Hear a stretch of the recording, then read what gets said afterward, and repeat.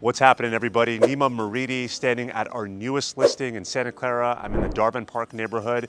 This neighborhood is very nostalgic for me because I started in real estate over 10 years ago working full-time, and this is the neighborhood that I started working in, so it's very, very near and dear to my heart. We're standing on a corner lot on the corner of Warburton Avenue and Andrea Place, right off of Bowers, and then Lawrence, which is that way over there. 1787 Andrea Place. This lot is 9,500 square feet on a corner lot. I'm gonna take you on a tour of the inside and show you a little bit more about what we're working with. This whole neighborhood was constructed in the mid-50s, so all of the homes range between the mid to late 50s. I really like the bones of these homes. They've clearly lasted over 70 years. And there's around 6 subdivisions in Santa Clara, and this one I would say is probably my second favorite.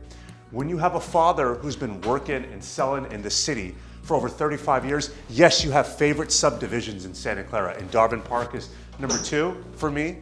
Killarney Farms and Darvon Park are the top. Anyway, that being said, this is the initial structure of the home, and I say initial because there is an added part here that was constructed maybe 6 or 7 years after the original home was built.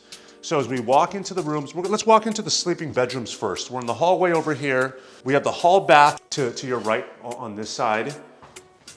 We got some storage space over here for linens and things like that. Nice light in there as well.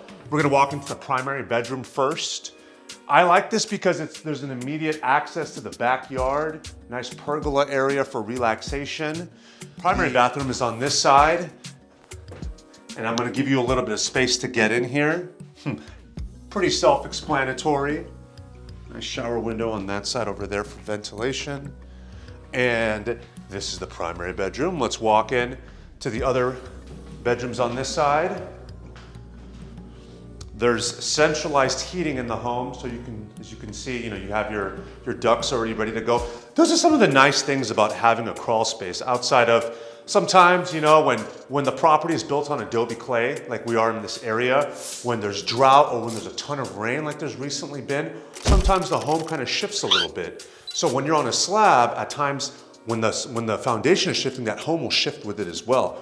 There's been a few properties that we've sold before where I had a marble in my car for my son, and I put the marble down and I saw it kind of roll, right? So I mean, when you have a concrete perimeter foundation, AKA a crawl space like this home, that kind of minimizes that. And at the same time, they can optimize the space by running the vents under the home like they did for this property. So little things like that, right? I think it's a great design. And then here's the third bedroom. This is overlooking Warburton right here on the corner. If this was my house personally, this can be a child's bedroom or an office. I would like for that room that we were just in to be a sleeping bedroom over this one, just my personal opinion. We got some more storage over here. Let's walk into the kitchen area. The seller decided to take the refrigerator with them. A little bit of updating would be ideal, namely with the appliances. Actually, you know what, this is pretty good. Maybe changing the stove top and the range would be ideal. Adding a refrigerator, obviously, and maybe retouching the cabinets or adding some new ones. And this is a little bit more old school right here. Putting a granite countertop fix onto these would be ideal too. And down over here, we got the tile flooring. Let's walk into the garage on this side. So the garage has been finished, which is nice. You got a ton of storage in here. On this side, you got a whole bunch of closets, storage, ways of just optimizing your space in this garage just so there's no clutter. I really like what the seller did in this situation. Water softeners right over there. You got your auto time sprinklers on this side. And then on this side, you got your workbench. I mean, if you're a DIY type of person, you like to work with your hands, work on different projects, this is your spot right over here. You got some extra lighting on the top, just to make sure that you have good visibility, a whole lot of storage as you can see. Really nice. Your furnace is on that side, and as we walk back into the kitchen, you'll notice furnace and water heater properly strapped on that side. So that was the original home when it was built in the 50s. Around 1963, this was constructed as well. So this has been with the property for many years, almost since its inception. We are not including the square footage just because the county records does not have that on file. So it's on, I believe the main house itself is close to 1,200 square feet, like 1,190. And this is around a 380 square foot bonus room. But as you can see, I mean, it's very, very well done. It flows well with the house. Let's go into the backyard over here. The pergola for relaxation, also really ideal. That on the back side is more of a storage space. It can be worked like as an office. There's no plumbing back there, but if somebody wanted like a hobby room or just to put a bunch of like a workspace back there and come in and out from the main house, that'd be ideal. That would work very, very well. You got a ton of room back here. You have a separate entrance if you have an RV or a boat that you want to kind of bring back and park back here and keep it covered.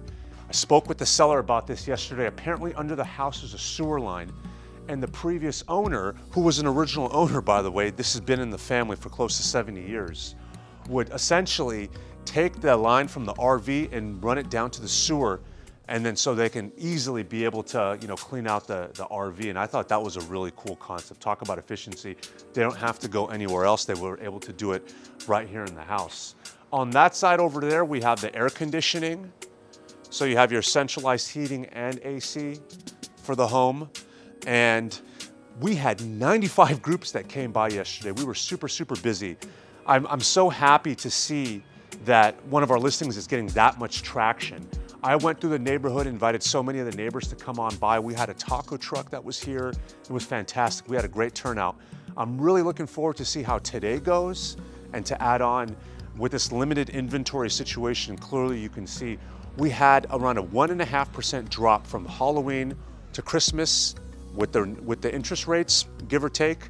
And ever since Christmas, they've been steadily increasing, but it seems like that hasn't deterred folks coming in, especially for these single family homes. I mean, the market's been on fire. So I'm looking forward to see how today goes. Overall, I really appreciate you guys tuning in. My name is Nima Moridi with the Moridi team. My family has been selling homes in this area since 1988. From our family to yours, we are always here for you. Thank you so much for tuning in.